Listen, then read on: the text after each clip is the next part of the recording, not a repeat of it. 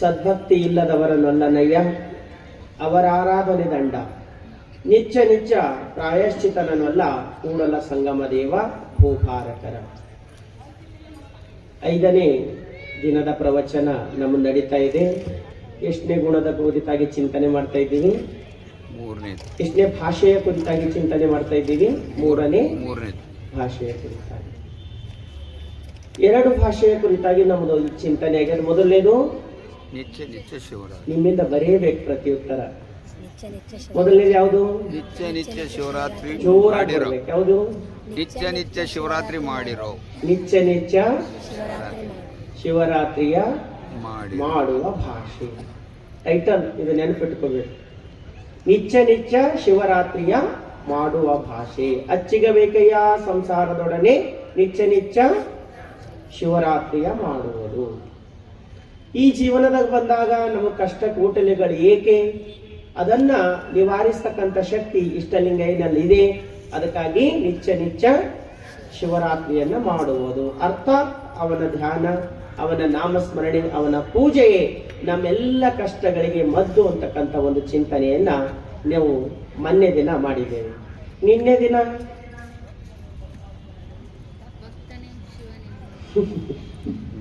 ದಿನ ಏನ್ ಚಿಂತನೆ ಮಾಡಿವಿ? ಭಕ್ತರ ಅಚ್ಚ ಶಿವನೆಂದಿಪ್ಪ ಭಾಷೆ. ಭಕ್ತರ ಅಚ್ಚ ಶಿವನೆಂದಿಪ್ಪ ಭಾಷೆ. ಭಕ್ತ ಬೇರೆಯಲ್ಲ, ಭಗವಂತ ಬೇರೆಯಲ್ಲ. ಭಗವಂತನ ಸ್ವರೂಪವೇ ಭಕ್ತ. ಭಕ್ತ ಹೆಂಗಿರ್ತಾನಂದ್ರೆ ಭಗವಂತನ ದೇವಾಲಯ ಇದ್ದಂತೆ. ಭಗವಂತನ ವಾಸಸ್ಥಾನ ಎಲ್ಲಿದೆ? ಭಕ್ತನ ಹೃದಯ ಕಮಲದಲ್ಲಿ. ಅದಕ್ಕಾಗಿ ಹೇಳ್ತಾರೆ, ಕೆರೆಹಳ್ಳ ಬಾವಿಗಳ ಮೈದೆಗೆದಡೆ ಗುಳ್ಳೆಗೊರಸೆ ಚಿಪ್ಪುಗಳ ಕಾಣಬಹುದು, ವಾರಿದಿ ಮೈದೆಗೆದಡೆ ಮುತ್ತು ರತ್ನಗಳ ಕಾಣಬಹುದು, ಕೂಡಲ ಸಂಗನ ಶರಣರು ಮನದೆರೆದು ಮಾತನಾಡಿದಡೆ ಲಿಂಗವೇ ಕಾಣಬಹುದು. ಭಕ್ತ ಅಂದ್ರೆ ಸಾಮಾನ್ಯವಾಗಿರ್ತಕ್ಕಂಥ ಶಕ್ತಿ ಅಲ್ಲ. ಭಕ್ತ ಭಗವಂತನನ್ನ ತುಂಬಿಕೊಂಡಿರ್ತಕ್ಕಂಥ ದೇವಾಲಯ ಇದ್ದಂತೆ. ಅದಕ್ಕೆ ಲಿಂಗಾಯತದ ಬಹಳ ವಿಶೇಷತೆ ಅದ. ನೀವು ನೋಡ್ರಿ, ಮೊದಲ ಲಿಂಗ ಪೂಜೆ ಮಾಡೋಕ್ಕಿಂತ ಮುಂಚೆ ಏನ್ ಪೂಜೆ ಮಾಡ್ತೀವಿ? ಅಂಗದ ಪೂಜೆಯನ್ನ ಮಾಡ್ಕೊತೀವಿ. ಮೊದಲು ವಿಭೂತಿ ಲಿಂಗಕ್ಕೆ ಹಚ್ತೀವ, ಅಂಗಕ್ಕೆ ಹಚ್ತೀವ? ಅಂಗಕ್ಕೆ ಹಚ್ತೀವಿ. ನೀವು ಯಾರಿಗೆ ಸಾಮಾನ್ಯವಾಗಿ ಗುಡಿಗೆ ಹೋಗ್ಬೇಕಾದ್ರೆ ಮೊದಲು ದೇವ್ರಿಗೆ ಶಣ್ ಮಾಡೋದಕ್ಕಿಂತ ಮುಂಚೆ ಯಾವ್ದಕ್ಕೆ ಶಣ್ ಮಾಡ್ತಾರೋ? ಹೊರಗಿರ್ತಕ್ಕಂಥ ಮೆಟ್ಟಿಲಿಗೆ ಶಣ್ ಮಾಡ್ತಾರೆ. ಮೆಟ್ಟಿಲ್ ಮುಟ್ಟಿ ಒಳಗ ದೇವ್ರ ಹತ್ರ ಹೋಗ್ತಾರೆ. ಹಂಗ ನಮ್ಮ ದೇವರು ಎಲ್ಲದನಂದ್ರೆ ನಮ್ಮ ಒಳಗೆ ಅದ. ಅದಕ್ಕೆ ಒಳಗಿರ್ತಕ್ಕಂಥ ದೇವರ ದರ್ಶನಕ್ಕೆ ಹೋಗೋದಕ್ಕಿಂತ ಮುಂಚೆ ನಾವು ಯಾವ್ದಕ್ಕೆ ಪೂಜೆ ಮಾಡ್ತೀವಿ? ಅಂಗದ ಪೂಜೆಯನ್ನ ಮಾಡ್ತೀವಿ. ಅಂಗದಿಂದ ಲಿಂಗದೆಡೆಗೆ. ಅಂಗ ಅಂದ್ರೆ ಇದು ಸಾಮಾನ್ಯವಾಗಿರ್ತಕ್ಕಂಥದ್ದಲ್ಲ, ಲಿಂಗವನ್ನ ಹೊತ್ತಿರ್ತಕ್ಕಂಥ, ಅರ್ಥಾತ್ ದೇವನನ್ನ ತುಂಬಿಕೊಂಡಿರ್ತಕ್ಕಂಥ ಈ ಶರೀರ, ಇದು ಶರೀರ ಅಲ್ಲ, ಇದು ಪ್ರಸಾದ ಕಾಯ ಅಂತ ಕರೆದರು ನಮ್ಮ ಶರಣರು. ಈ ಶರೀರಕ್ಕೆ ಪ್ರಸಾದ ಕಾಯ. ಯಾಕಂದ್ರೆ ಪರಮಾತ್ಮನನ್ನು ತುಂಬಿಕೊಂಡು ನಡೆದಾಡುವ ದೇವಾಲಯ ನಾವು. ನಡೆದಾಡುವ ದೇವಾಲಯ ಇದ್ದಂತೆ. ಅದಕ್ಕೆ ಬಸವಣ್ಣ ಹೇಳೋರು, ಎನ್ನ ಕಾಲೇ ಕಂಬ, ದೇಹವೇ ದೇಗುಲ, ಶಿರವೇ ಅನ್ನ ಕಳಸ. ಕಾಲು ಕಂಬ, ದೇಹ ದೇಗುಲ, ಶಿರವನ್ನ ಕಳಸ ಮಾಡಿ ಬಸವಣ್ಣರು. ಇದರಲ್ಲಿ ಸ್ಥಾವರ ಕಳಿ ಉಂಟು. ಮತ್ತೆ ಯಾವ್ದಾರ ಮೂರ್ತಿ ಇಡ್ಲಿಲ್ಲ, ಅದು ಅಳದು ಹೋಗಬಹುದು. ಯಾವುದು? ಜಂಗಮ ಕಳಿವಿಲ್ಲ. ಪ್ರಾಣ ಚೈತನ್ಯ, ಅದು ಪರಮಾತ್ಮನ ಸ್ವರೂಪ. ಅಂತ ಪರಮಾತ್ಮನನ್ನು ತುಂಬಿದ್ರು ಶರಣರು ನಮ್ಮೊಳಗ. ಅದಕ್ಕಾಗಿ ನಮ್ಮ ದೇಹ ಬೇರೆ ಅಲ್ಲ. ಅದಕ್ಕಾಗಿ ನಾವು ಹೆಂಗಿರ್ಬೇಕು? ಭಕ್ತರ ನಚ್ಚ ಶಿವನೆಂದಿಪ್ಪ ಭಾಷೆ. ಭಕ್ತನಲ್ಲಿಯೇ ಭಗವಂತನನ್ನ ಕಾಣತಕ್ಕಂಥ ರೂಪವನ್ನು ತಿಳಿಸ್ತಾರೆ ಗುರು ಬಸವಣ್ಣನವರು. ಅದಕ್ಕಾಗಿ ನಿನ್ನೆ ದಿನ ಅದರ ಬಗ್ಗೆ ಚಿಂತನೆಯನ್ನ ನಾವು ಮಾಡಿದ್ದೇವೆ. ಇವತ್ತಿನ ದಿನ ವಿಶೇಷವಾಗಿರ್ತಕ್ಕಂಥ ಮಾತನ್ನ ಹೇಳ್ತಾರೆ. ಹೆಚ್ಚು ಕುಂದುಗಳ ನುಡಿಯದಿಹ ಸಚ್ಚರಿತ್ರದ ಭಾಷೆ. ಬರ್ದಿಟ್ಕೋಬೇಕು, ನೆನಪಿಟ್ಕೊಳ್ಬೇಕು. ಕೊನೆ ದಿನ ಎಕ್ಸಾಮ್ ಕೊಡ್ಬೇಕೆಲ್ಲರೂ.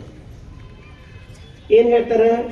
ಹೆಚ್ಚು ಕುಂದುಗಳ ನುಡಿಯದಿಹ ಸಚ್ಚರಿತ್ರದ ಭಾಷೆ. ಹೆಚ್ಚು ಕುಂದುಗಳ ನುಡಿಯದಿಹ ಸಚ್ಚರಿತ್ರದ ಭಾಷೆ. ಸಚ್ಚಾರಿತ್ರ್ಯ ಯಾವುದು ಕಲಿಬೇಕು? ಸಚ್ಚಾರಿತ್ರ್ಯ. ಎಷ್ಟು ಚಂದ ಹೇಳ್ತಾರೆ ಅಂದ್ರೆ, ಸದಾಚಾರ ಸದ್ಭಕ್ತಿ ಇಲ್ಲದವರ ನೊಲ್ಲನಯ್ಯ. ಸದಾಚಾರ ಸದ್ಭಕ್ತಿ ಇಲ್ಲದವರ ನೊಲ್ಲನಯ್ಯ, ಅವರ ಆರಾಧನೆ ದಂಡ. ನಿತ್ಯ ಪ್ರಾಯಶ್ಚಿತರಲ್ಲ, ಕೂಡಲ ಸಂಗಮ ದೇವ ಭೂಭಾರಕರ. ಸದಾಚಾರವೇ ಸಚ್ಚರಿತ್ರೆ.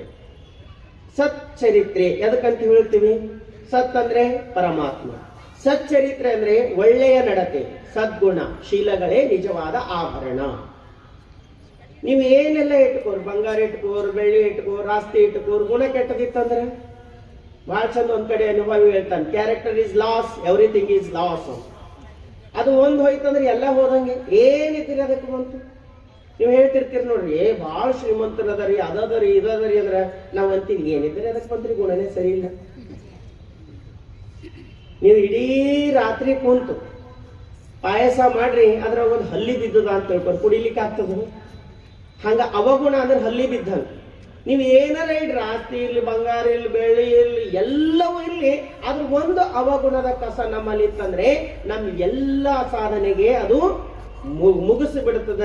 ಅದಕ್ಕಾಗಿ ಶರಣರು ಹೇಳ್ತಾರೆ, ನಿಜವಾದ ಆಭರಣ, ನಮ್ಮ ನಿಜವಾದ ಆಭರಣ ಯಾವಂದ್ರೆ ಸದ್ಗುಣಗಳೇ ನಮ್ಮ ನಿಜವಾದ ಆಭರಣ, ಸಚ್ಚಾರಿತ್ರ್ಯವೇ ನಮ್ಮ ನಿಜವಾದ ಆಭರಣ. ಸಚ್ಚಾರಿತ್ರ ಸದ್ಗುಣಗಳು ನಮ್ಮಲ್ಲಿ ಇತ್ತಂತಂದ್ರೆ ಕೆಳಗ್ ಕುಂತ್ರು ಮ್ಯಾಲ ಬರ್ರಿ ಅಂತ ಕರೀತಾರೆ. ಅವೆರಡೂ ಕಳ್ಕೊಂಡೇವಂದ್ರ ಮ್ಯಾಲ ಇದ್ರು ಜರ ಕೆಳಗ್ ಬರ್ತೀರೇನೋ ಅಂತ, ಹೌದಲ್ಲ? ಅದಕ್ಕಾಗಿ ಅವು ಕಳ್ಕೊಳ್ಬಾರ್ದು. ಅದು ಬಹಳ ಹುಡುಗ ಹುಡುಗಿ ಹುಡುಕಕ್ ಹೋದನಂತ, ಹುಡುಗಿ ಹುಡುಕಕ್ ಹೋದನು, ಎಷ್ಟು ಹುಡುಕೋನ್ ತೆಳ್ಳಗಿರ್ಬೇಕು, ಹುಡುಕಿದ್ದು ಕೊನೀಗೊಂದು ದಿನ ಹುಡುಗಿ ಸಿಕ್ಕ. ರೋಡಿ ಮೇಲೆ ಹೋಗ್ಬೇಕಾದಾಗ ಹುಡುಗರು ಫ್ರೆಂಡ್ಸ್ ಇರ್ತಾರಲ್ಲ ಕೇಳ್ತಿದ್ರಂತ, ಹೆಂಗದಳು ನಿನ್ ಹೆಂಡತಿ ಹುಡುಗಿ ಅಂತ ಕೇಳ್ತಿದ್ರಂತ. ಅವ ಅಂತಿನಂತ, ಅದ್ಭುತ್. ಏನ್ ಹೇಳಂತ? ಯಾರೇ ಕೇಳ, ಅದ್ಭುತ್ ಅಂತ. ಮದುವೆ ಆಯ್ತು. ಇವತ್ತು ಅಂದಿನ ಸ್ಯಾಲ್ರಿ ಹಾಕಿ ಕಾಸ್ಮೆಟಿಕ್ ತರೋದ್ರಾಗೆ ಸಾಕು ಹೋಗೋಯ್ತು, ಅದ್ರಾಗೆ ನಡೀತು. ಮತ್ತೆ ರೋಡಿ ಮೇಲೆ ಹೋಗ್ತಾ ಇದ್ದೀನಂತ, ಮತ್ತೆ ಫ್ರೆಂಡ್ಸ್ ಕೇಳ್ತಾ ಇದ್ರಂತ, ಹೆಂಗದಳು ಹೆಂಡತಿ? ಅದು ಭೂತ್ ಅಲತ್ತನಂತ, ಅದು ಭೂತ್ ಆಗ್ಬೇಕು. ಅದ್ಭುತ ಇರ್ಬೇಕು, ಅದು ಭೂತ ಆಗಬಾರ್ದು. ಹೆಂಗಿರ್ಬೇಕು? ನಮ್ಮ ಚಾರಿತ್ರೆ ಇನ್ನೊಬ್ಬರನ್ನ ಒಳ್ಳೆತನಕ್ಕೆ ಕರ್ಕೊಂಡು ಬರಂಗಿರ್ಬೇಕು. ನಮ್ಮನ್ನ ನೋಡಿ ಇನ್ನೊಬ್ಬರು ಕೈ ಮುಗಿಯುವಂತೆ ಇರಬೇಕು, ವಿನಃ ಕೈ ಎತ್ತುವಂತೆ ನಮ್ಮ ಚರಿತ್ರೆ ಯಾವತ್ತೂ ಕೂಡ ಆಗಬಾರ್ದು. ಅದಕ್ಕಾಗಿ ಹೇಳ್ತಾರೆ, ಉಡುವ ಬಟ್ಟೆಗಿಂತ ನಡುವ ಬಟ್ಟೆಗೆ ಪ್ರಾಮುಖ್ಯತೆ ನೀಡಿದವರು ಶರಣರು. ನಾವು ಉಡುವ ಬಟ್ಟೆಗಿಂತ ನಾವು ನಡಿತಕ್ಕಂಥ ಬಟ್ಟೆ ಅಂದ್ರೆ ದಾರಿ, ನಾವು ಹೆಂಗಿರ್ತೀವಿ, ಹೆಂಗೆ ಬದುಕ್ತೀವಿ ಅನ್ನೋದು ನಮ್ಮ ಜೀವನವನ್ನು ನಿರ್ಧಾರ ಆಗ್ತದೆ. ಅದಕ್ಕಾಗಿ ಆಚಾರದಲ್ಲಿ ಕೊರತೆ ಆದಡೆ ನಡು ಬೀದಿಯಲ್ಲಿ ಬೆತ್ತಲಾದಂತೆ ಅಂತ ಹೇಳ್ತಾರೆ. ನಮ್ಮ ಆಚಾರದ ಕಿಂಚಿತ್ ಆದ್ರೂ ಕೊರತೆ ಐತಂದ್ರೆ ಅದು ನಡು ಬೀದಿಯಲ್ಲಿ ಬೆತ್ತಲಾದಂತೆ. ಬೆತ್ತಲಾದಂತೆ ಅಂದ್ರೆ ಏನು? ಅಪಮಾನದ ಜೀವನ ಆಗ್ತದಲ್ಲ. ಅದಕ್ಕೆ ನಮ್ಮ ಶರಣರು ಹೇಳ್ತಾರೆ, ನಿಜವಾದ ಸಂಪತ್ತು ಅಂತಂದ್ರೆ ಮತ್ಯಾವುದು ಅಲ್ಲ, ನಮ್ಮ ಸದಾಚಾರವೇ ನಮ್ಮ ನಿಜವಾದ ಸಂಪತ್ತು, ನಮ್ಮ ಸದ್ಗುಣಗಳೇ ನಮ್ಮ ನಿಜವಾದ ಸಂಪತ್ತು.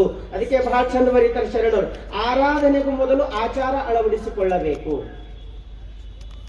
ಪ್ರಾರ್ಥನೆಗಿಂತ ಮುಂಚೆ, ಪೂಜಿಸುವಕ್ಕಿಂತ ಮುಂಚೆ ನಮ್ಮಲ್ಲಿ ಆಚಾರ ಅಳವಡಬೇಕು ಅಂತ ಹೇಳ್ತಾರೆ. ಆ ಅಂದ್ರೆ ಪರಮಾತ್ಮ, ಚರ ಅಂದ್ರೆ ನಡೆಯುವುದು, ಅವನ ಕಡೆ ಹೋಗ್ಲಿಕ್ಕೆ ಸದ್ಗುಣಗಳೇ ನಮ್ಮ ನಿಜವಾದ ಆಭರಣವಾಗ್ತವ. ಅದಕ್ಕಾಗಿ ನಮ್ಮ ಜೀವನ ಒಳ್ಳೆಯದಾಗಬೇಕಂತಂದ್ರೆ ಸದ್ಗುಣಗಳೇ ನಿಜವಾದ ಸಂಪತ್ತು.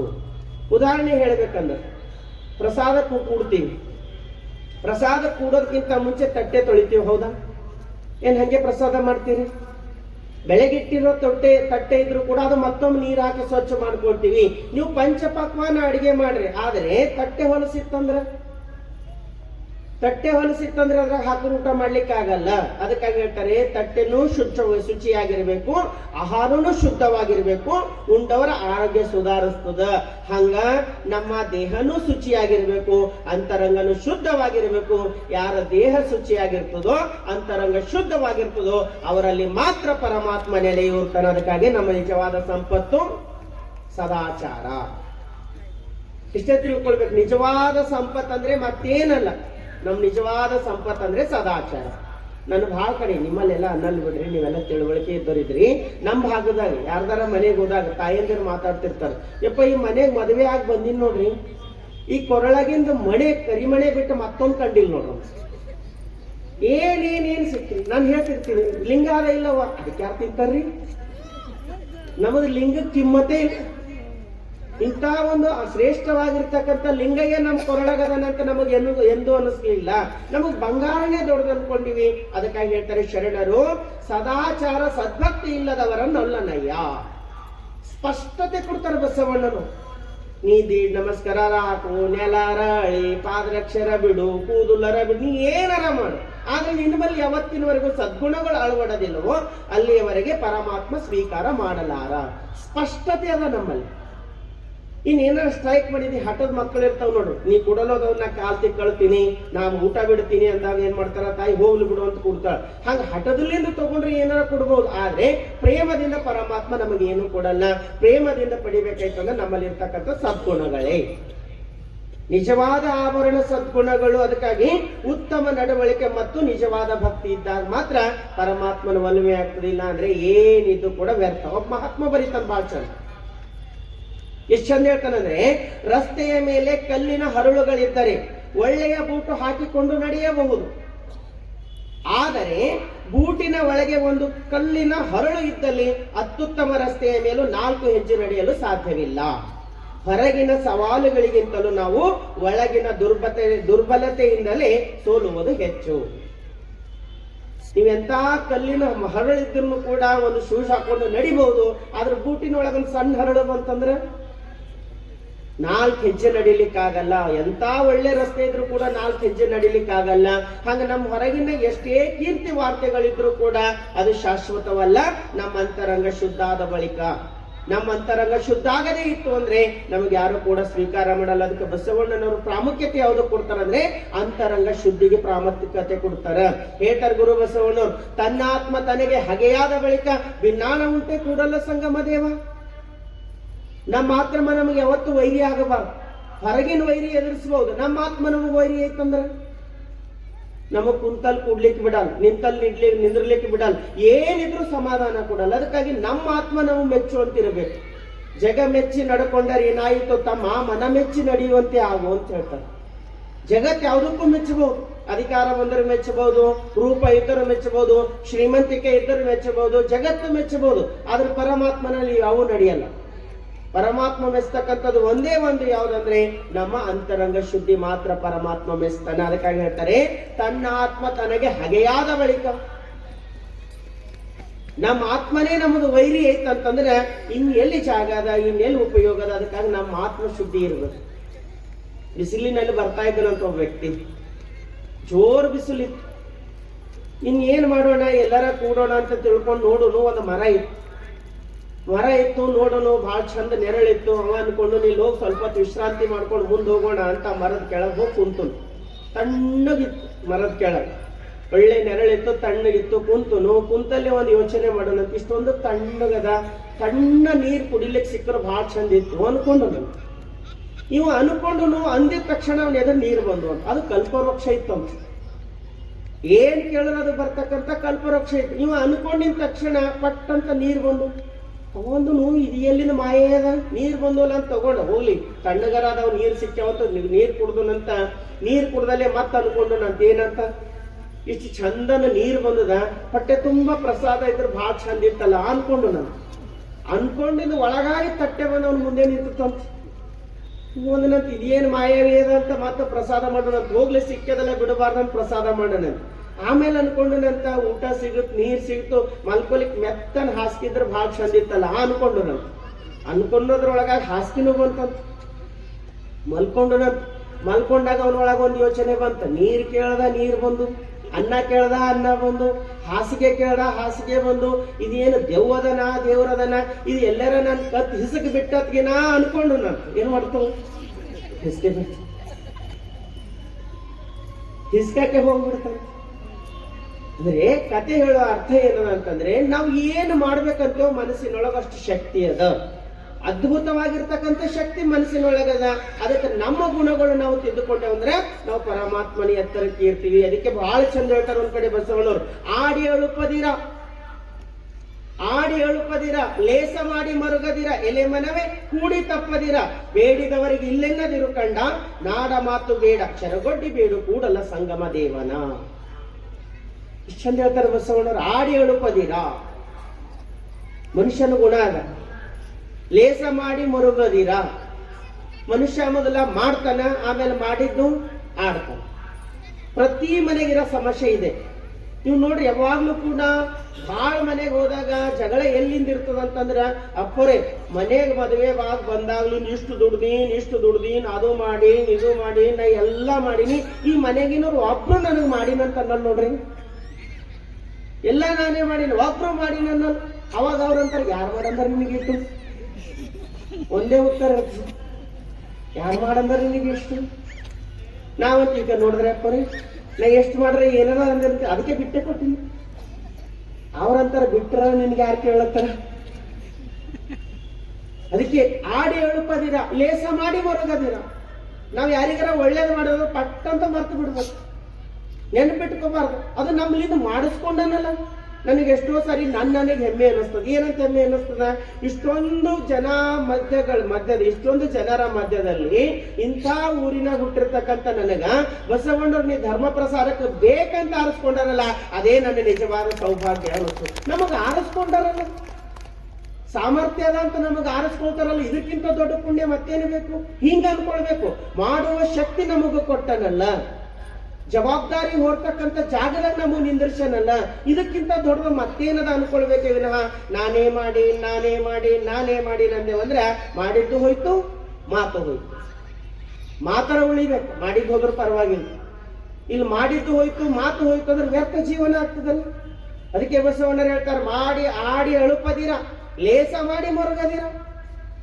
ಏನು ಮಾಡಕ್ ಸಾಮರ್ಥ್ಯದನೋ ಅದೆಲ್ಲ ಮಾಡು, ನಿನ್ನ ಕೈಯಿಂದ ಏನೇನು ಒಳ್ಳೇದ ಮಾಡ್ಲಿಕ್ಕೆ ಆಗ್ತದೆ ಅದೆಲ್ಲ ಮಾಡು. ಆದರೆ ಬಾಯಿಂದ ಅನ್ನಬೇಡ, ಬಾಯಿಂದ ನುಡಿದು ತೋರಿಸ್ಬೇಡ. ನುಡಿದಂದ್ರೆ ಎಲ್ಲವೂ ಕೂಡ ವ್ಯರ್ಥವಾಗಿ ಹೋಗ್ತದೆ. ಅದಕ್ಕೆ ದೇವರು ಯಾವಾಗ್ಲೂ ಕೂಡ ಪರೀಕ್ಷೆ ಮಾಡ್ತಾನಂತ. ಏನಂತ ಪರೀಕ್ಷೆ ಮಾಡ್ತಾನ?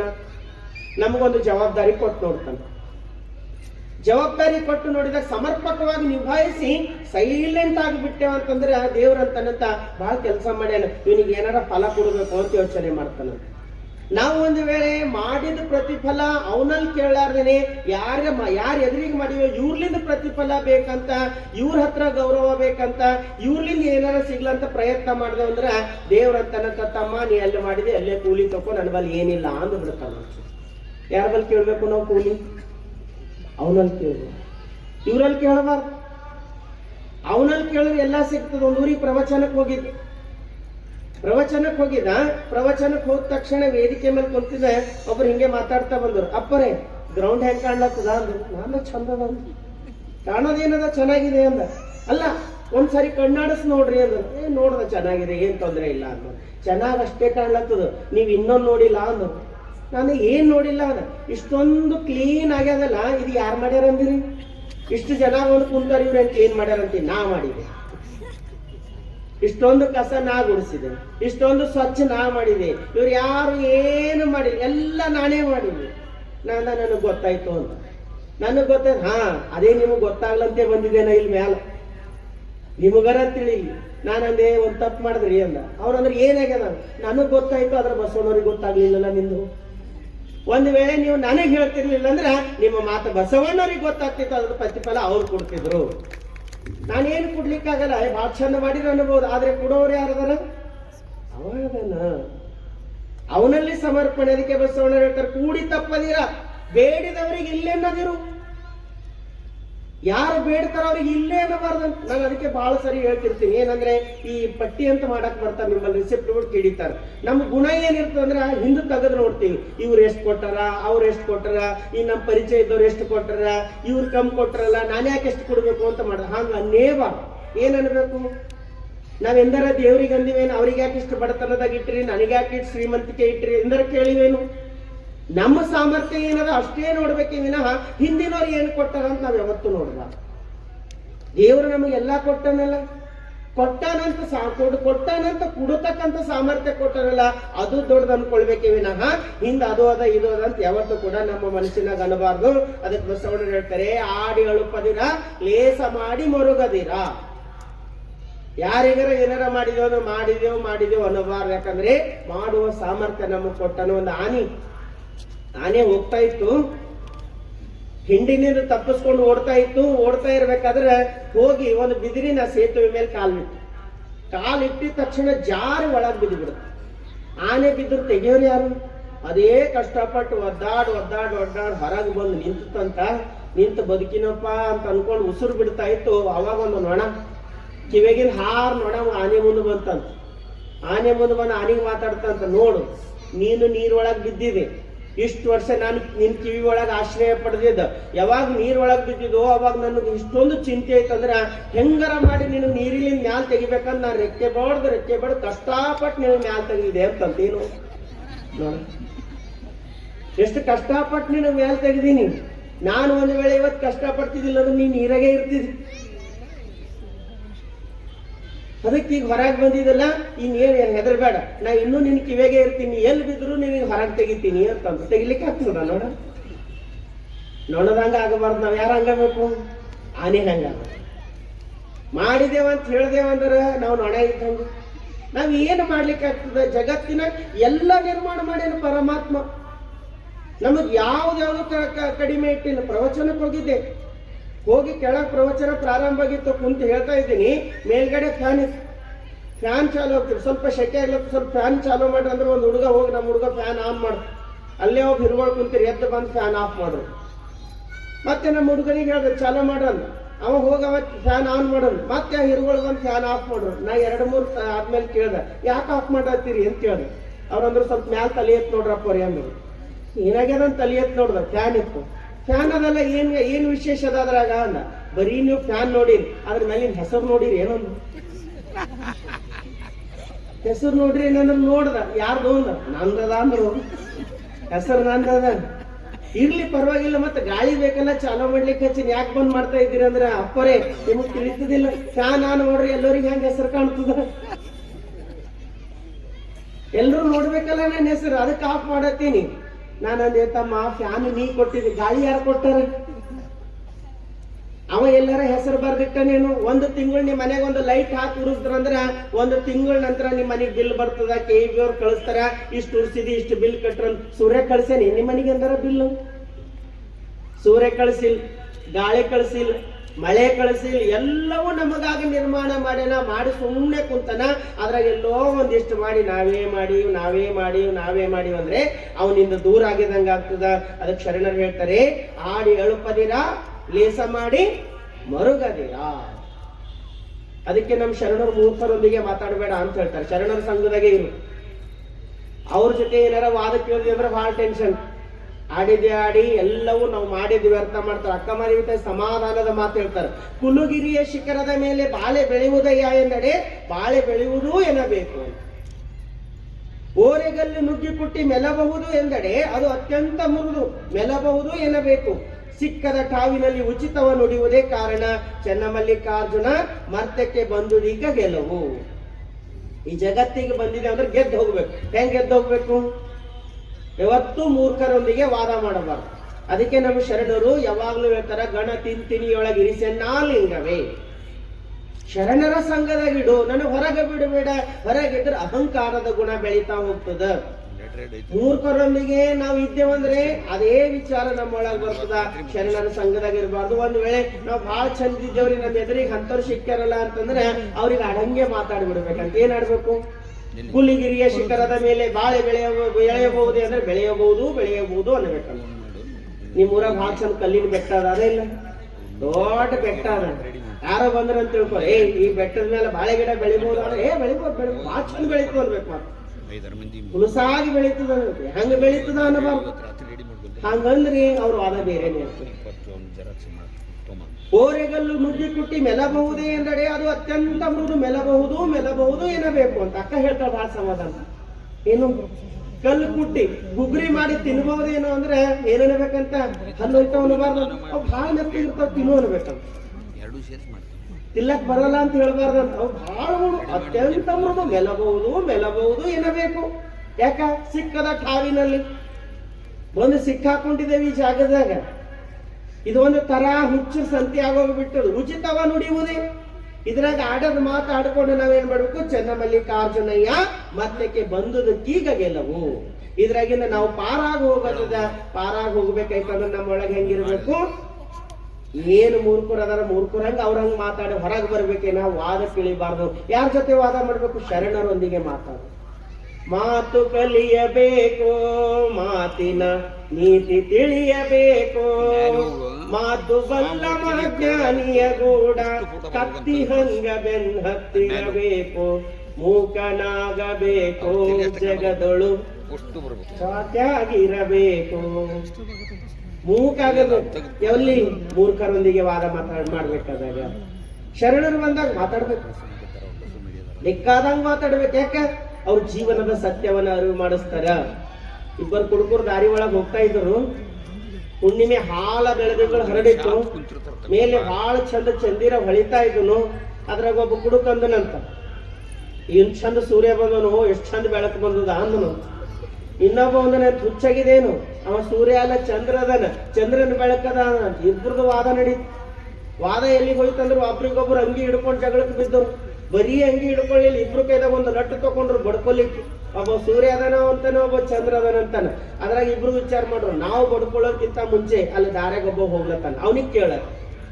ಅವ ಸೂರ್ಯ ಅದನಂದ್ರ ನಿಂಗ್ ನಾ ಬಡಿತೀನಿ ಚಂದ್ರ ಅದನಂದ್ರ ನೀ ನಂಗ ಬಡಿ ಅವನಿಗೆ ಕೇಳಿದ ಡಿಸೈಡ್ ಮಾಡೋದಂತ ಇಬ್ರು ಹೋದ್ರು ಅಂತ ಇಬ್ರು ಲಕ್ಷ ಹಿಡ್ಕೊಂಡು ಹೋದ್ರು ಅವನಿಗೆ ಹಿಡಿದ್ರು ದಾರಿ ಒಳಗ ನಮ್ಮಿಬ್ಬರದು ವಾದ ನಡೆದದು ಮೇಲಿರೋ ಸೂರ್ಯ ಅದನ ಚಂದ್ರ ಅದನ ಒಂದ್ ವೇಳೆ ಸೂರ್ಯ ಅದ ಅಂತಂದ್ರ ನಾ ಇವನಿಗೆ ಬಡಿವಿದ್ದೀನಿ ಚಂದ್ರ ಅದ ಅಂದ್ರ ಅವ ಬಡಿಯವದಾನ ಏನದ ಹೇಳು ಅಂದ್ರ ಇವ ವಿಚಾರ ಮಾಡೋಣಂತ ಇವ್ರ ತಲೆ ಯಾವಾಗ ಕೆಡ್ಕೊ ಇಬ್ರು ನಂಗ್ ಬಡದ್ರು ಅಂದ್ರ ಹಿಂಗ್ ಇವ್ರದಾಗಿನ್ ಜಾರ್ ಹೋಗ್ಬೇಕಲ್ಲ ಹೆಂಗ್ ಹೋಗ್ಬೇಕು ಅವ ಅಂದನಂತ ನೀವಿಬ್ರು ಹೇಳೋದು ಸತ್ಯ ಅದ ಆದ್ರೆ ಏನ್ ಮಾಡ್ಲಿ ನಾ ನಿಮ್ಮೂರವಲ್ಲ ನಾ ಬೇರೆ ಊರಿಂದ ಬಂದೀನಿ ನಿಮ್ಮೂರಿಗೆ ಯಾರಿಗಾರ ಕೇಳ್ರಿ ನನಗೆ ಅರ್ಥ ಆಗಲ್ಲ ಕೈ ಮುಗಿ ಹೋಗಲ್ಲ ಜಾರ್ ಹೋಗೋದ್ರಲ್ಲ ಅದು ಹಾಳು ಹೋಗೋದು ಜಾರ್ಕೊಂಡು ಹೋಗ್ಬೇಕು ವಾದ ಮಾಡ್ಕೊಂಡು ಹೋಗ್ಬಾರ್ದು ಅದಕ್ಕೆ ಹೇಳ್ತಾರೆ ಸದಾಚಾರ ಸದ್ಭಕ್ತಿ ಇಲ್ಲದವರನ್ನು ಅಲ್ಲನಯ್ಯ ಅವರ ಆರಾಧನೆ ದಂಡ ಆರಾಧನೆ ದಂಡ ಅಂತ ಹೇಳ್ತಾರೆ ಶರಣರು ಎಷ್ಟೆಲ್ಲ ಪ್ರಾರ್ಥನೆ ಮಾಡ್ಲಿ ಎಷ್ಟರ ಪೂಜೆ ಮಾಡಿ ಯಾವಾಗ ಸದಾಚಾರ ಇರಲ್ಲ ಅವ್ರ ಆರಾಧನೆ ದಂಡ ಆಗ್ತದೆ ಅದಕ್ಕೆ ನಾಲಿಗೆ ಚಪಲ ಸದಾಕಾಲ ಇತರರ ಬಗ್ಗೆ ಕುಂದು ಕೊರತೆಗಳನ್ನು ಎತ್ತಿ ಮಾತಾಡುತ್ತದೆ ಒಂದು ಗುಣಾದ ನಾಲಿಗೆ ಏನದ ಇನ್ನೊಬ್ಬರ ಬಗ್ಗೆ ಮಾತಾಡೋದು ಇನ್ನೊಬ್ಬರ ಬಗ್ಗೆ ಮಾತಾಡೋದು ಗುಣ ಅದಲ್ಲ ಅದಕ್ಕಾಗಿಯೇ ಈ ನಾಲಿಗೆಯಿಂದ ಅನೇಕ ಯುದ್ಧಗಳೇ ನಡೆದೋಗ್ಯವ ಅನೇಕ ಜಗಳಗಳೇ ನಡೆದು ಹೋಗ್ತಾವ ಅದಕ್ಕಾಗಿ ಹಿಂದೆ ಗೊತ್ತಿರಲ್ಲ ಮುಂದೆ ಗೊತ್ತಿರಲ್ಲ ಏನೋ ಒಂದು ಮಾತಾಡ್ತಾ ನಾಲಿಗೆ ಏನೋ ಯಾವುದೋ ಒಂದು ಅವಾಂತರ ಕಾರಣ ಮಾಡ್ತದ 3 ಅಂಗುಲದ ನಾಲಿಗೆ 6 ಅಡಿ ಮನುಷ್ಯನನ್ನು ಕುಸಿಯುವಂತೆ ಮಾಡಿಬಿಡ್ತದ ಅದಕ್ಕಾಗಿ ನಮ್ಮ ಶರಣರು ಹೇಳ್ತಾರೆ ಶುದ್ಧ ಮಾಡಿ ಏನ್ ಶುದ್ಧ ಮಾಡು ನೀನು ಆಡುವ ಮಾತು ಶುದ್ಧ ಮಾಡು ನೀನು ನಡೆಯುವ ದಾರಿ ಶುದ್ಧ ಮಾಡ್ಕೋ ಇಲ್ಲ ಅಂತಂದ್ರೆ ಹೇಳ್ತಾರೆ ಬಹಳ ಚಂದ ನಮ್ ಜಯದೇವಿ ತಾಯಿಲಿಗಾಡೆ ಮಾತನಾಡಿದರೆ ಮುತ್ತಿನಂತಿರಬೇಕಾ ಹೆಂಗಿರ್ಬೇಕು ನಮ್ಮ ಮಾತು ಮುತ್ತಿನಂಗಿರ್ಬೇಕಂತ ಮಾತನಾಡಿದರೆ ಮುತ್ತಿನಂತಿರಬೇಕಾ ಸುತ್ತಮುತ್ತಿನವರು ಆಯ್ಬೇಕಾ ವಸ್ತು ಮಾಡಿ ಕೊರಳಾಗ ಇಡಬೇಕಾ ನಾವು ಮಾತು ಹೆಂಗಿಡ್ಬೇಕಂತ ಮುತ್ತಿನಂಗ ಮಾತಾಡ್ಬೇಕಂತ ಬರೀ ಮುತ್ತಿನಂಗ ಮಾತಾಡ್ಬಿಡ್ಬಾರ್ದು ನಾವು ಮಾಡಿದ ಮಾತು ಮುತ್ತು ಬಿದ್ದಂಗ ಬಿಡ್ಬೇಕಂತ ಸುತ್ತಮುತ್ತಿನವ್ರು ಆಯ್ಕೋಬೇಕಂತ ಆಯ್ಕೊಂಡು ಬರೀ ಹಂಗೆ ಇಡೋರು ಏನ್ ಮಾಡ್ತಾರ ವಸ್ತು ಮಾಡಿ ಕೊರಳಾಗ ಇಡಬೇಕಾ ಮಾತಿನ ಬಹಳ ದೊಡ್ಡ ಶಕ್ತಿ ಅದ ಅದಕ್ಕೆ ಹೇಳ್ತಾರೆ ಒಂದ್ ಕಡೆ ಮಾತಿನಿಂ ನಗೆ ನುಡಿಯು ಮಾತಿನಿಂ ಹಗೆ ಕೊಲೆಯು ಮಾತೇ ಮಾಣಿಕ್ಯವು ಲೋಕಕ್ಕೆ ಸರ್ವಜ್ಞ ಈ ಜಗತ್ತಿಗೆ ಮಾಣಿಕ್ಯ ಯಾವ್ದದ ಮಾತೇ ಅದ ಜಗಳಕ್ಕೆ ಕಾರಣ ಯಾವ್ದದ ಮಾತೇ ಜಗಳಕ್ಕೆ ಕಾರಣನೂ ಮಾತೇ ಅದ ಪ್ರೀತಿ ವಿಶ್ವಾಸ ಬೆಳಿಲಿಕ್ಕೂ ಕಾರಣನೂ ಮಾತೇ ಅದ ಎಲ್ಲದಕ್ಕೂ ಕೂಡ ಮಾತೇ ಅದ ಅದಕ್ಕಾಗಿ ಮಾತು ಹೆಂಗಿರ್ಬೇಕಂದ್ರೆ ಮುತ್ತಿನಂಗಿರ್ಬೇಕಂತ ಮುತ್ತಿನಂಗಿರ್ಬೇಕಂದ್ರೆ ಹೆಂಗಾಡ್ಬೇಕ್ರಿ ಪ್ರೇಮ ತುಂಬಿದ ಮಾತು ಪ್ರೇಮ ತುಂಬಿದ ಮಾತು ಅದಕ್ಕೆ ಸಂಸಾರದಲ್ಲಿರ್ತಕ್ಕಂಥ ಸತಿಪತಿಗಳ ಬಗ್ಗೆ ಬರೀತಾರೆ ಹೆಂಗಿರ್ಬೇಕಂತ ಸತಿಪತಿ ಹೋಳಿಗೆ ಮಾಡಿದಂಗೆ ಇರ್ಬೇಕಂತ ಹೋಳಿಗೆ ಗೊತ್ತಲ್ಲ ನಿಮಗೆ ಕುವೆಂಪು ಅವ್ರು ಹೇಳ್ತಾರೆ ನಾನು ಕಣಕ ನೀನು ಹೂರ್ಣ ನಾನಿನ್ನ ನಪ್ಪೆ ನೈನನ್ನ ನಪ್ಪೆ ಪರಿಪೂರ್ಣ ನಾನಿಲ್ಲದಿರೆ ನೀನು ಚೂರ್ಣ ಸತಿಪತಿ ಹೆಂಗಿರ್ಬೇಕು ಮನ್ಯಾಗ ಅಂದ್ರೆ ಹೋಳಿಗೆ ಇದ್ದಂಗಿರ್ಬೇಕಂತ ಅಂದ್ರೆ ಹೋಳಿಗೆ ಇದ್ದಂಗಿರ್ಬೇಕಂದ್ರೆ ಪ್ರೀತಿಯಿಂದ ಮಾತಾಡಿರ್ಬೇಕು ಒಂದು ಸರಿ ಹೆಂಡತಿ ಏನೋ ಅಡಿಗೆ ಮಾಡಿರ್ತಾರ ಪಾಪ ದಿನ ಮಾಡ್ತಿರ್ತಾರ ಅದಕ್ಕೇನ್ ತಪ್ಪಿಲ್ಲ ಮಾಡಿರ್ತಾರ ಎಲ್ಲೋ ಒಂದ್ ಸ್ವಲ್ಪ ಇಷ್ಟು ಉಪ್ಪು ಹೆಚ್ಚಾಗಿರ್ತದ ತಪ್ಪರ ಮಾಡೋದ್ರಲ್ಲಿ ಸ್ವಲ್ಪ ಕನ್ಫ್ಯೂಸ್ ಆಗಿ ಮಾಡಿರ್ತಾರ ಇವ್ರು ಊಟಕ್ಕೆ ಕುಂತಾಗ ಬಾಯಿ ಒಳಗೆ ಕೂತಿಟ್ಕೊಂಡು ಜಗಳ ಆಡಬಾರ್ದು ಏನ್ ಅನ್ಬೇಕು ನೀನ್ ದಿನಾ ಚೆನ್ನಾಗಿ ಅಡಿಗೆ ಮಾಡ್ತೀನಿ ಇವತ್ತು ನೀ ಮಾಡಿಲ್ಲ ಅನ್ನಿಸ್ತು ಈ ಸಾಂಬಾರು ಯಾಕ್ರಿ ಏನಾಯ್ತು ಅಂತ ಕೇಳ್ತಾರೆ ಅವಾಗ ಏನು ಇಲ್ಲ ನೀ ಮಾಡೋದು ಭಾಳ ಚಂದ ಮಾಡ್ತೀನಿ ಯಾಕೋ ಇದ್ರ ಸ್ವಲ್ಪ ಉಪ್ಪು ಹೆಚ್ಚಾಗ ಬೇರೆ ಯಾರ ಮಾಡ್ಯಾರೇನಂತ ಕೇಳ್ಬೇಕಂತ ಅವ್ರೇನಂತಾರ ಹೌದೇನ್ರಿ ಹಂಗ ತೆಗಿ ಬೇರೆ ಮಾಡ್ಕೊಡ್ತೀನಿ ಯಾಕೆ ಚಿಂತೆ ಮಾಡತ್ತೀರಿ ಉಪ್ಪು ಹೆಚ್ಚಾಗ್ಯದಲ್ಲ ತೆಗೀರಿ ಅಂತಂದು ಅಲ್ಲಿ ಮಾತಾಡ್ತಾರೆ ಇದು ಪ್ರೀತಿ ತುಂಬಿದ ಮಾತು ಒಂದು ವೇಳೆ ನೀವೇನಾರ ಇದು ಏನ್ ಅಡಿಗೆ ಮಾಡಿದಿ, ಎಷ್ಟು ಉಪ್ಪು ಹಾಕಿದಿ, ಇದು ಯಾರು ತಿಂತಾರ, ತೆಗಿಯ ಕಡೆ ಅಂದ್ರೆ ಅವ್ರೇನಂತಾರ ಮಾಡ ಸಾಕಾಗ್ಯದ. ಒಂದಿನ ಸ್ವಲ್ಪ ಹೆಚ್ಚಾದ್ರೆ ಅವ್ರಿಸ್ಕೊಂಬಲ್ರಿ, ಏನಾದ್ರು ತಪ್ರಾಗ ಬಿದ್ದಾಗಿರ್ಬೇಕು, ಚಾಲು ಆಯ್ತು. ಎಲ್ಲಿಗೆ? ಮಾತಿನೊಳಗೆ. ಅದಕ್ಕೆ ಹೇಳ್ತಾರ, ನಮ್ಮ ಮಾತು ಪ್ರೀತಿ ತುಂಬಿರ್ತಕ್ಕಂಥ ಮಾತು. ಮಾತು ಮಾತಾಡಿ ಸೋತೀತ ಈ ಜೀವ, ಯಾತಕ ಬೇಕ ಒಣ ಮಾತ. ಜಯದವಿತ ಇಲ್ಲಿ ಗಡೆ ಕೇಳ್ತಾರೆ, ಮಾತು ಮಾತಾಡಿ ಸೋತೀತ ಈ ಜೀವ, ಯಾತಕ ಬೇಕ ಒಣ ಮಾತ ದೊಡ್ಡವ, ಉತ್ತಮರ ಸಾಹಿತ್ಯ ಓದಬೇಕಾ. ಚಂದ ಹೇಳ್ತಾರ, ಮಾತು ಮಾತಾಡಿ ಸೋತೀತ ಈ ಜೀವ. ಜೀವನ ಪರ್ಯಂತರ ಮಾತಾಡಿದೆವು. ಎರಡು ಮಾತು ನಮ್ದು ಯಾರು ಬರ್ಬೇಕು ಇಟ್ಟರೆ ಬರೆಯುವಂತ ಮಾತೇನ ಮಾಡಿಲ್ಲ.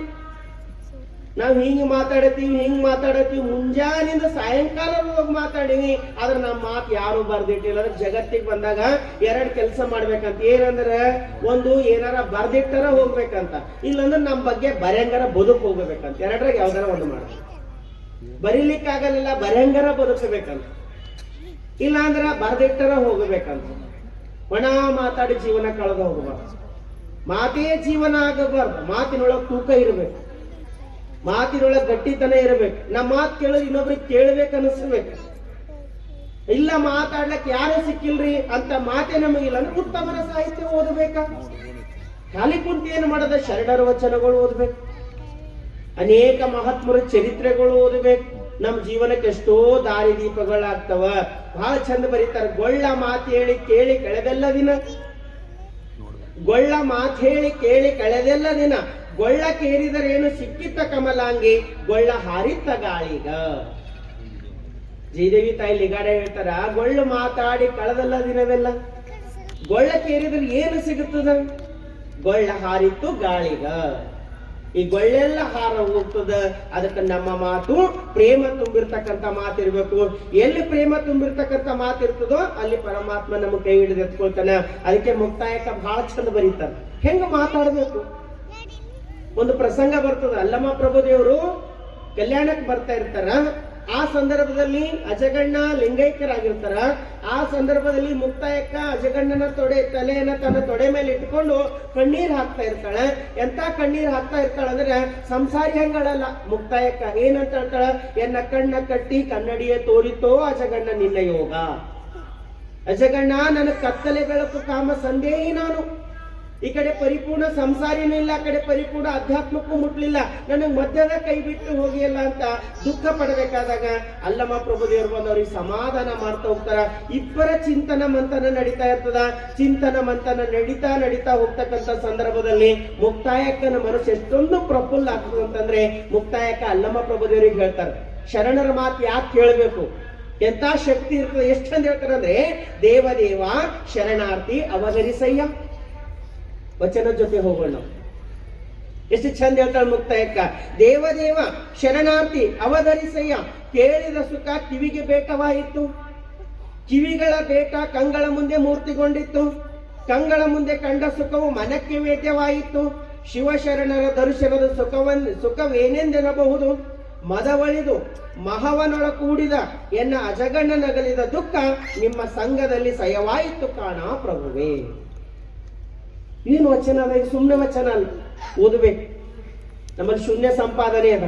ಒಂದು ಸಾರಿ ಓದ್ತಾ ಹೋದ್ರೆ ಶೂನ್ಯ ಸಂಪಾದನೆ ಹೆಂಗ್ ಹೋಯ್ತು ಇಡೀ ಜೀವನ ದರ್ಶನ ಮಾಡಿಸ್ಬಿಡ್ತು. ಶರಣರೊಂದಿಗೆ ನಮ್ಮ ಜೀವನ ದರ್ಶನ ಹೆಂಗ ಮಾತಾಡ್ಬೇಕು, ಹೆಂಗಿರ್ಬೇಕು, ಪ್ರತಿಯೊಂದು ಕೂಡ ಎಷ್ಟು ಚಂದ ಬರೀತಾಳೆ ಮುಕ್ತಾಯಕ್ಕ. ದೇವದೇವ ಶರಣಾರ್ಥಿ ಅವಧರಿಸಯ್ಯ. ಅವಧರಿಸಂದ್ರೇನು ಕೇಳು, ಅವಧರಿಸಂದ್ರೆ ಕೇಳು. ದೇವದೇವ ಬಂದಿರತಕ್ಕಂಥ ಜಂಗಮರಿಗೆ ದೇವದೇವ ಶರಣಾರ್ಥಿ, ನನ್ನ ಮಾತು ಕೇಳು. ಅವಧರಿಸಯ್ಯ ಕೇಳು. ಏನ್ ಕೇಳ್ಬೇಕು, ಕೇಳಿದ ಸುಖ ಕಿವಿಗೆ ಬೇಟವಾಯಿತು. ನೀವು ಆಡಿರ್ತಕ್ಕಂಥ ಮಾತು, ನೀವು ಇಲ್ಲಿ ತನ ನನಗೇನು ಸಮಾಧಾನ ಕೊಟ್ರೆ ಬೇಟವಾಯಿತು ಅಂದ್ರೆ ಪ್ರೇಮಾನಂದವಾಗು. ನನ್ನ ಮನಸ್ಸಿಗೆ ಆನಂದ ಆಯ್ತು. ಯಾವುದರಿಂದ ಆನಂದ ಆಯ್ತು, ನಿಮ್ಮ ಮಾತಿನಿಂದ. ನಾನು ಅನಾಥಳಾಗಿದ್ದೆ, ನನ್ನ ಗುರು ಅಜಗಣ್ಣನನ್ನ ಕಳ್ಕೊಂಡು ದಿಕ್ಕೆಟ್ಟವಳಾಗಿದ್ದೆ. ದಿಕ್ಕೆಟ್ಟವಳಾಗಿರ್ತಕ್ಕಂಥ ನನಗ ನಿನ್ನ ಸತ್ಯದ ದಾರಿಯನ್ನ ತೋರಿಸಿದಲ್ಲ ದೇವ, ನಿನಗೆ ಶರಣಾರ್ಥಿ. ನೀವು ಹೇಳಿರ್ತಕ್ಕಂಥ ಮಾತು ಕೇಳಿ ನನ್ನ ಕಿವಿಗೆ ಪ್ರೇಮಾನಂದವಾಯಿತು, ನನಗೆ ಆನಂದ ತುಂಬಿತ್ತು. ಜೀವನದಾಗ ಹಂಗಿರ್ಬೇಕು. ನಮ್ಮ ಕಷ್ಟದಲ್ಲಿ ನಮಗೆ ಸಮಾಧಾನ ಪಡಿಸ್ತಕ್ಕಂಥವ್ರು ಬಹಳ ಅವಶ್ಯಕತೆ. ನೀವು ನೋಡ್ರಿ, ಬಹಳ ಕಷ್ಟ. ಒಬ್ಬೊಬ್ರಿಗೆ ಯಾರಿಗಾರ ಆರಾಮಿರ್ಲಿಲ್ಲ, ಈ ಹಾಸ್ಪಿಟಲ್ ಮಾತಾಡ್ಲಿಕ್ಕೆ ಅಂತ ಹೋಗ್ತಾರೆ ನೋಡ್ರಿ. ಇವ್ರು ಮಾತಾಡ್ಲಿಕ್ಕೆ ಹೋದವ್ರು ಸಮಾಧಾನ ಆಗೋದ್ಕಿಂತ ಟೆನ್ಷನ್ ಹೆಚ್ಚಿಕೊಟ್ಟು ಬರ್ತಾರೆ. ಏನಾಗಿತ್ತಕ್ಕ, ರೋಗ ಬಂದದ, ಏನ್ ರೋಗ ಅದ, ಇಂಥ ರೋಗ ಅದ, ಅಯ್ಯೋ ಪಾಪ ನಿನಗೆ ಯಾಕೆ ಬಂತು, ಇದೇ ಬ್ಯಾನಿಲಿಂದ ನಮ್ ಕಾಕ ತಡ್ಪಡ ಸತ್ಯ ಹೋಗ್ಯಾನ ಅಂತ ಹೇಳ್ಬಿಡ್ತಾರೆ. ಅವ ಇನ್ನ 4 ದಿನ ಬದುಕವನು ಎದೆ ಒಡೆದು ಹೋಗ್ಬಿಡುದು. ಹಂಗಾಡ್ಬಾರ್ದು. ಏನ್ ನೋಡಿದ ಹೋಗ್ತದ ಬಿಡು, ನಾಳೆ ಸಾಯರಿದ್ದೇವಂದ್ರೆ ಇವತ್ತಿಗೆ ಗಟ್ಟಿತನ ಇರ್ಬೇಕು ನಮ್ಮಲ್ಲಿ. ಅಂತ ಪ್ರೇಮದ ಮಾತಾಡ್ಬೇಕು. ಮುಕ್ತಾಯಕ್ಕನಿಗೆ ಅಲ್ಲಮ್ಮ ಪ್ರಭುದೇವರು ಅಂತ ಒಂದು ಗಟ್ಟಿತನದ ಮಾತು ಹೇಳ್ತಾರೆ. ಎಂತ ಮಾತು ಹೇಳ್ತಾರೆ? ಕೇಳಿದ ಸುಖ ಕಿವಿಗೆ ಬೇಟವಾಯಿತು, ನೀವ್ ಹೇಳಿರ್ತಕ್ಕಂಥ ತತ್ವದ ಮಾತು ಕೇಳಿ ನನ್ನ ಕಿವಿ ಆನಂದಗೊಂಡು ಪ್ರೇಮಾನಂದವಾಯಿತು. ಕಿವಿಗಳ ಬೇಟ ಕಂಗಳ ಮುಂದೆ ಮೂರ್ತಿಗೊಂಡಿತ್ತು. ಯಾವ ತತ್ವವನ್ನ ನೀವು ನಮಗೆ ಹೇಳಿದ್ರು ಅದು ಎಲ್ಲಿ ಬಂದು ನಿಂತಿದೆ? ಅದು ನನ್ನ ಕಂಗಳ ಮುಂದೆ, ಅದರ ಸತ್ಯವನ್ನ ನನ್ನ ಕಣ್ಣಿಗೆ ಗೋಚರಿಸ್ತು. ಮಾತಿನಿಂದನೇ, ಅವ್ರು ಹೇಳಿರ್ತಕ್ಕಂಥ ಮಾತಿನಿಂದ ಸತ್ಯದ ಅರಿವು ನನಗಾಯಿತು. ಸತ್ಯದ ಅರಿವಾಗಿ ಕಂಗಳ ಮುಂದೆ ಕಂಡ ಸುಖವು ಮನಕ್ಕೆ ವೇದ್ಯವಾಯಿತು. ವೇದ್ಯ ಅಂದ್ರೆ ರೂಪಗಳು. ನೀವು ಏನು ಮಾತು ಹೇಳಿರೋ ಆ ಮಾತು ಕಿವಿ ಕೇಳಿ ಆನಂದ ಪಡ್ತು.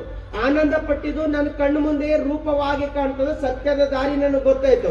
ಅದು ಯಾವಾಗ ರೂಪ ಆಯ್ತೋ ಅದು ಮನಸ್ಸಿನಲ್ಲಿ ಕಂಗಳ ಮುಂದೆ ಕಂಡ ಸುಖವು ಮನಕ್ಕೆ ವೇದ್ಯವಾಯಿತು. ಮನಸ್ಸಿನೊಳಗೆ ಆನಂದ ತುಂಬಿಕೊಂಡು ಶಿವಶರಣರ ದರ್ಶನದ ಸುಖವನ್ನೇನೆನ್ನಬಹುದು? ಶಿವಶರಣರಿಗೆ ಮಾಡಿರ್ತಕ್ಕಂಥ ದರ್ಶನದ ಸುಖ ಏನಂತ ಹೇಳಲಿಕ್ಕಾಗ್ತದೆ? ಅದು ಹಾಲುಂಡ ಕಬ್ಬಿನದಂತೆ. ಹೆಂಗಿರ್ತದ? ನೀರುಂಡ ಕಬ್ಬಿನ.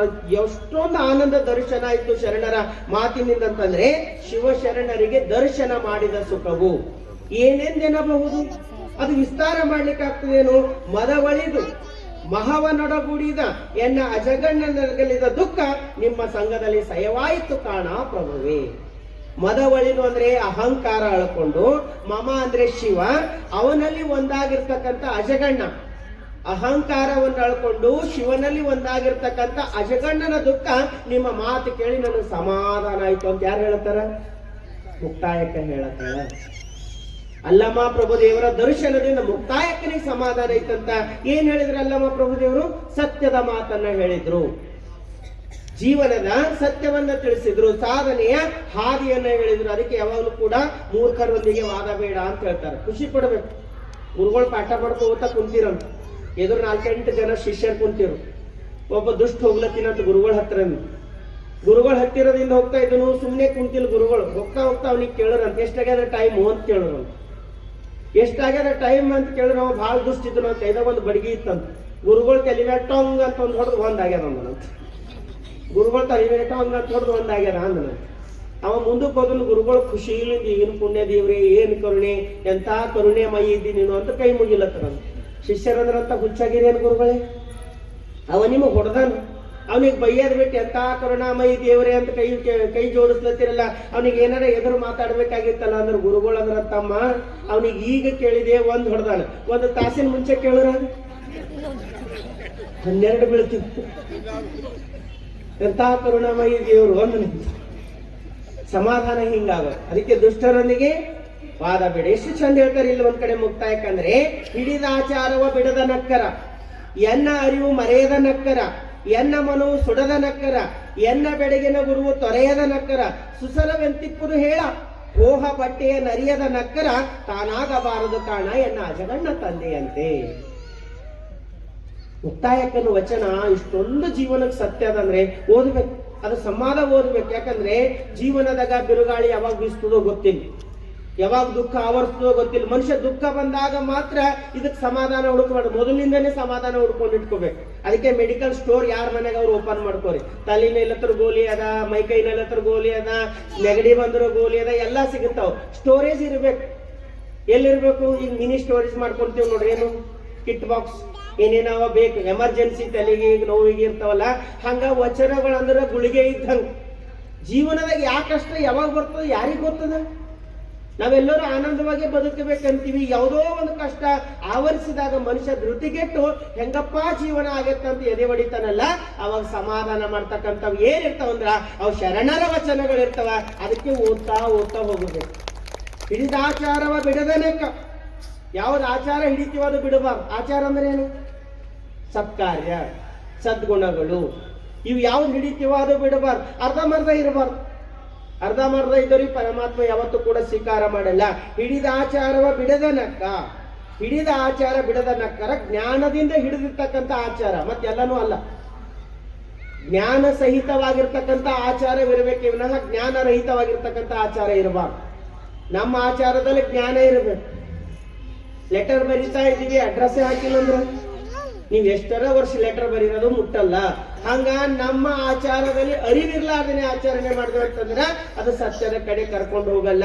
ಅರಿವು ಮತ್ತು ಆಚಾರ ಕುಂತಾಗ ಮಾತ್ರ ಅದು ಸತ್ಯದ ಕಡೆಗೆ ಕರ್ಕೊಂಡು ಹೋಗ್ತದ. ಅಂತ ಆಚಾರ ಸಿಕ್ಕದಂದ್ರೆ ಅದು ಬಿಡಬಾರ್ದು. ಹಿಡಿದ ಆಚಾರ ಬಿಡದ ನಕ್ಕರ, ಎನ್ನ ಅರಿವು ಮರೆಯದ ನಕ್ಕರ. ಅರಿವು ಮರಿಬೇಕಂತ ಎದ್ರಾಗ ಮರಿಬೇಕು? ಆಚಾರದಲ್ಲಿ ಮರಿಬೇಕು. ಆಚಾರ ಅಳವಡ್ತಂದ್ರೆ ಅರಿವು ಮರಿಬೇಕು. ಆಚಾರನೇ ಕ್ರಿಯೆ ಮಾಡ್ಕೊಳ್ಳೋ, ಅದೇ ನಮ್ಮ ಜೀವನ ಮಾಡ್ಕೋಬೇಕು. ಎನ್ನ ಮನವು ಸುಡದ ನಕ್ಕರ. ಮನಸ್ಸು ಸುಡಬೇಕಂತ, ಸುಡೋದಂದ್ರೆ ಏನು? ಮನಸ್ಸಿನ ಕ್ರಿಯೆಯಾದ ಸಂಕಲ್ಪ ವಿಕಲ್ಪಗಳ ಮಾಡ್ತಕ್ಕಂಥದ್ದು, ಪ್ರತಿ ಕ್ಷಣ ಹೊಯ್ದಾಡ್ತಕ್ಕಂಥದ್ದು. ಒಂದು ಸರಿ ಬಹಳ ಆನಂದಕ್ಕೆ ಹೋಯ್ತದ, ಒಂದ್ ಸರಿ ಬಹಳ ದುಃಖಕ್ಕೆ ಹೋಗ್ತದ. ಇದು ಕಳೆದು ಬಿಡಬೇಕು. ಇದನ್ನು ಕೂಡ ಮರ್ತು ಬಿಡಬೇಕು. ಎನ್ನ ಬೆಡಗಿನ ಗುರು ತೊರೆಯದ ನಕ್ಕರ. ಗುರು ಅಂದ್ರೆ ಅರಿವು, ಬೆಡಗು ಅಂದ್ರೆ ರಹಸ್ಯ. ಅವನಲ್ಲಿ ಕೂಡುವೆನೆಂಬ ಅರಿವು ಅಳಿತು ಕೂಡಿದಾಗ, ಪರಮಾತ್ಮನಲ್ಲಿ ನಾ ಕೂಡ್ತೀನಿ ಅನ್ನೋದು ಅರಿವು ಕೂಡ ಮರ್ತು ಹೋಗ್ಬೇಕು. ಸಮರಸಗೊಂಡ ಹೇಳಕ್ ಶಬ್ದ ಇಲ್ಲ. ಅವನಲ್ಲಿ ಒಂದಾದೆ ಅಂದ್ರೆ ಹೇಳಿಕ್ ಶಬ್ದ ಇಲ್ಲ. ಒಂದೇ ಆಗೋದದ. ಸುಸರವೆಂತಿಪ್ಪುದು ಹೇಳ. ಇವೆಲ್ಲ ಆಗ್ಲಾರ್ದೇನೆ ಆನಂದ ಆಗಂದ್ರೆ ಹೆಂಗಾಗ್ತದೆ? ಸುಲಭವಾಗಿ ಸಿಗೋಂದ್ರೆ ಹೆಂಗ್ ಸಿಗ್ತದ? ಅದಕ್ಕೆ ಹೇಳ್ತಾರೆ ಆಚಾರ, ಅರಿವು, ಮನವು, ಗುರುವು ಇವೆಲ್ಲವೂ ಕೂಡ ಅಳವಡ್ತಂದ್ರ ಅವಾಗ ನಮ್ಮ ಜೀವನದಾಗ ಆನಂದವಾಗ್ತದ. ಸತ್ಕ್ರಿಯೆ ನಮ್ಮೊಳಗ ಅಳವಡ್ತದ. ಯಾರೆಲ್ಲ ಸತ್ಕ್ರಿಯೆ ಅಳವಡ್ತದೋ ಅವರಿಗೆ ಪರಮಾತ್ಮ ಸ್ವೀಕಾರ ಮಾಡ್ತಾನ. ಅದಕ್ಕಾಗಿ ನಮ್ಮ ಮುಕ್ತಾಯಕ ಹೇಳ್ತಾಳೆ, ಯಾವ್ದು ಆಚಾರ ಹಿಡಿಬೇಕಂದ್ರೆ ಅರಿವಿನಿಂದ ಕೂಡಿರ್ತಕ್ಕಂಥ ಆಚಾರ. ಅರಿವಿನಿಂದ ಕೂಡಿರ್ತಕ್ಕಂಥ ಆಚಾರ ನಮಗೆ ಒಳವಡ್ತಂತಂದ್ರ ಹೆಚ್ಚು ಕುಂದುಗಳ ನುಡಿಯದಿದ. ಹೆಚ್ಚು ಕುಂದು, ಹೆಚ್ಚು ಕಡಿಮೆ, ಕುಂದ್ರೆ ಕಮ್ಮಿ, ಹೆಚ್ಚು ಕಡಿಮೆ ಮಾತಾಡೋದು, ಹೆಚ್ಚು ಕುಂದುಗಳ ನುಡಿಯದಿಲ್ಲ. ಅಂದ್ರೆ ಇನ್ನೊಬ್ಬರ ಮನಸ್ಸಿಗೆ ನೋವಾಗೋದಂತೆ ಮಾತಾಡೋದಲ್ಲ. ಅದು ಯಾವಾಗ ಅಳವಡ್ತವೆ? ಸತ್ಯದ ಜ್ಞಾನ ನಮಗರಿವಾದಾಗ. ಇಲ್ಲ ಅಂದ್ರೆ ಇವತ್ತು ನೋಡ್ತಾ ಇದೀವಿ, ಎಷ್ಟೋ ಮಾತಿನಿಂದನೇ ಎಷ್ಟೋ ನೋವುಗಳು ಪ್ರಾರಂಭ ಆಗ್ತಾವ. ಹೊಸದಾಗ ಮದುವೆ ಆಗಿತ್ತು, ಗಂಡ ಹೆಂಡತಿ ಒಂದು ತಿಂಗಳು ಬಹಳ ಪ್ರೀತಿಯಿಂದಿದ್ರು, ಯಾವ್ದೋ ಸಣ್ಣ ಮಾತಿಗೆ ಜಗಳ ಬಂತಿಬ್ರಿ. ಜಗಳ ಬಂತು ಇಷ್ಟೊಂದು ಜಗಳ ಬಂತಂದ್ರೆ ಮಾತಾಡೋದೇ ಬಿಟ್ಟು. ಒಂದೇ ಮನೆಗಿರ್ತಿದ್ರು, ದೊಡ್ಡ ಮನೆಯವ್ರಿದ್ರು ಬಿಟ್ಟು ಹೋಗಕ್ಕಂತೂ ಆಗಲ್ಲ. ತವ್ರ ಮನೆಯವ್ರು ಬಹಳ ಮರ್ಯಾದಸ್ಥ ಮನೆತನ ಇತ್ತು. ಇನ್ನೇನು ಮಾಡೋದು, ಅಲ್ಲಿ ಹೋಗಂಗಿಲ್ಲ, ಇಲ್ಲೇ ಇರೋದಂತ ಇಬ್ರು ಮಾತಾಡೋದ್ ಬಿಟ್ಟು ಒಂದೇ ಮನೆಗಿದ್ರು. ಏನು ಸಾಮಾನು ಬೇಕಾಗ್ತವ ಅವೆಲ್ಲ ಹೆಂಡತಿ ಹೇಳಿದ್ರು ತಂದು ಬಿಡ್ತೀನಿ ವಿನಃ ಒಬ್ರಿಗೊಬ್ರು ಮಾತಾಡ್ತಿರ್ಲಿಲ್ಲ. ಹಿಂಗೆ ಕಳೆದವ್ರು 20 ವರ್ಷ ಕಳೆದು.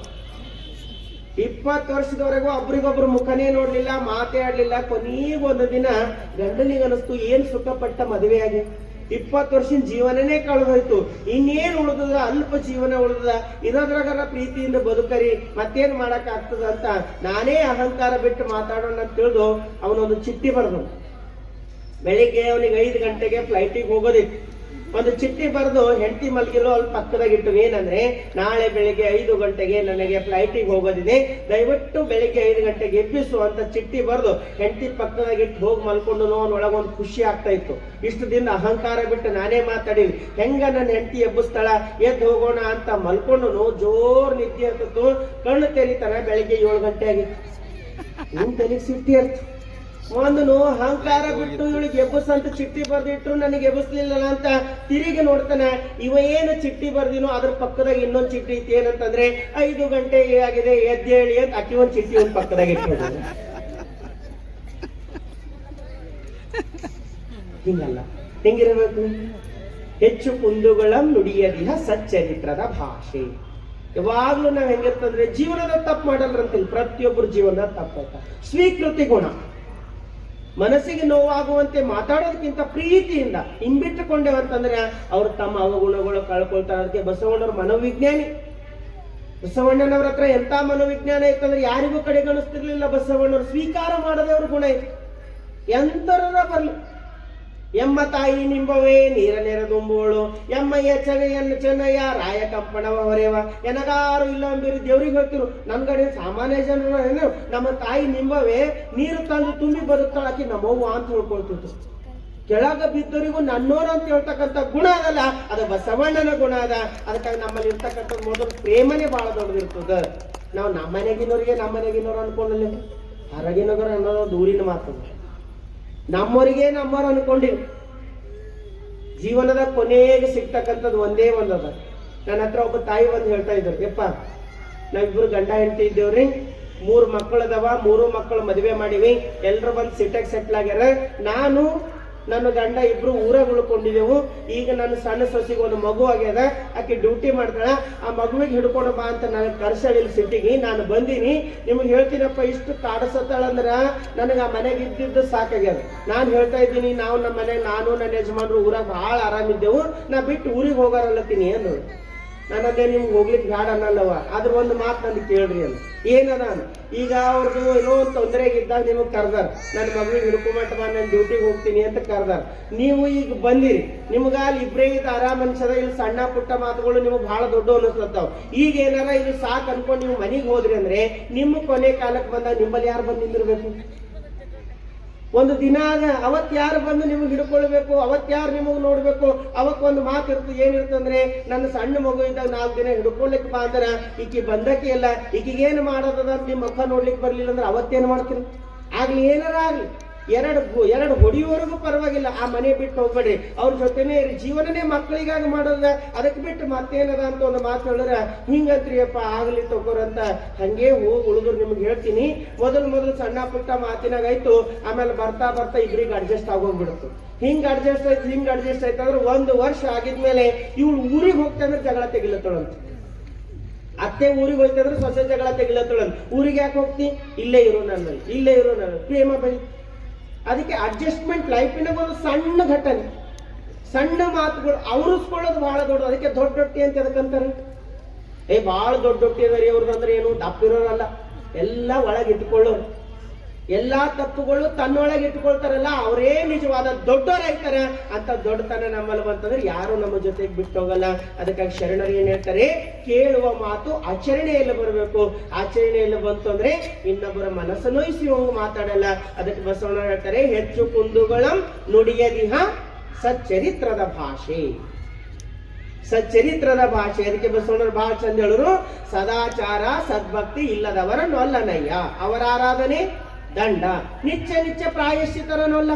ತಪ್ಪು ಮಾಡೋದು ಕ್ಷಮಾ ಕೇಳೋದು, ತಪ್ಪು ಮಾಡೋದು ಕ್ಷಮಾ ಕೇಳೋದು ದೇವ್ರು ಸ್ವೀಕಾರ ಮಾಡಲ್ಲ. ಒಂದು ತಪ್ಪು ಮಾಡಿದೆವು, ಒಮ್ಮೆ ಕ್ಷಮಾಪಣೆ ಕೇಳ್ತಂದ್ರ ಅದೇ ತಪ್ಪು ಮಾಡಬಾರ್ದು, ಬೇರೆ ತಪ್ಪು ಮಾಡು, ಅದಕ್ಕೆ ಕ್ಷಮಾಪಣೆ ಅದ. ಮಾಡಿದ ತಪ್ಪೆ ಮಾಡ್ತಾ ಹೋದ್ರೆ ಕ್ಷಮಾಪಣೆ ಇಲ್ಲ. ಮಾಡಿದ ತಪ್ಪು ಮಾಡ್ತಾ ಹೋದ್ರು ಪರಮಾತ್ಮನು ಕೂಡ ಸ್ವೀಕಾರ ಮಾಡಲ್ಲ. ನಿತ್ಯ ಪ್ರಾಯಶ್ಚಿತರನ್ನಲ್ಲ, ಕೂಡಲ ಸಂಗಮ ದೇವ ಭೂಭಾರಕರ ಅಂತ ಹೇಳ್ತಾರೆ. ಅದಕ್ಕೆ ನಮ್ಮ ಅಂತರಂಗ ಶುದ್ಧ ಮಾಡಿಕೊಂಡು ನಾವು ಪರಮಾತ್ಮನ ಎತ್ತರಕ್ಕೆ ಇರ್ಬೇಕಾಯ್ತಂದ್ರೆ ನಮ್ಮ ಸಚ್ಚಾರಿತ್ರನೇ ನಮ್ಮ ನಿಜವಾದ ಆಭರಣ ಆಗ್ತದ. ಅಂತ ಸಚ್ಚಾರಿತ್ರವಂತರಾಗಿ ಮುಂದೆ ಶರಣ ಹೋಗ್ತಾ ಇದ್ದಾನೆ. ಎಂತ ಸ್ಥಿತಿಗೆ ಹೋಗ್ತಾ ಇದ್ದಾನಂದ್ರೆ, ಮೃಡನಿಗೂ ಬೇಡದ ಭಾಷೆ, ಪರಮಾತ್ಮನೆದುರಿಗೂ ಕೈವಡ್ಡಲ್ಲ ಅಂತಕ್ಕಂಥ ಛಲವನ್ನು ಇಟ್ಕೊಂಡು ಶರಣ ಮುಂದೆ ಹೋಗ್ತಾ ಇದ್ದಾನೆ. ಅದಕ್ಕೆ ಎಂತ ಪ್ರತಿಜ್ಞೆ ಮಾಡ್ತಾನ, ಯಾವ ಗಟ್ಟಿತನ ನಮಗೆ ಶರಣರು ಕಲಿಸ್ತಾರ ಅಂತಕ್ಕಂಥ ಚಿಂತನೆ ನಾಳೆ ದಿನ ನಾವು ನೀವೆಲ್ಲ ಮಾಡೋಣ ಅಂತ ಹೇಳ್ತಾ ಇವತ್ತಿನ ಪ್ರವಚನಕ್ಕೆ ಮಂಗಲವನ್ನು ಮಾಡ್ತೀನಿ. ಸರ್ವರಿಗೂ ಶರಣಾರ್ಥಿ. ಶರಣಾರ್ಥಿ.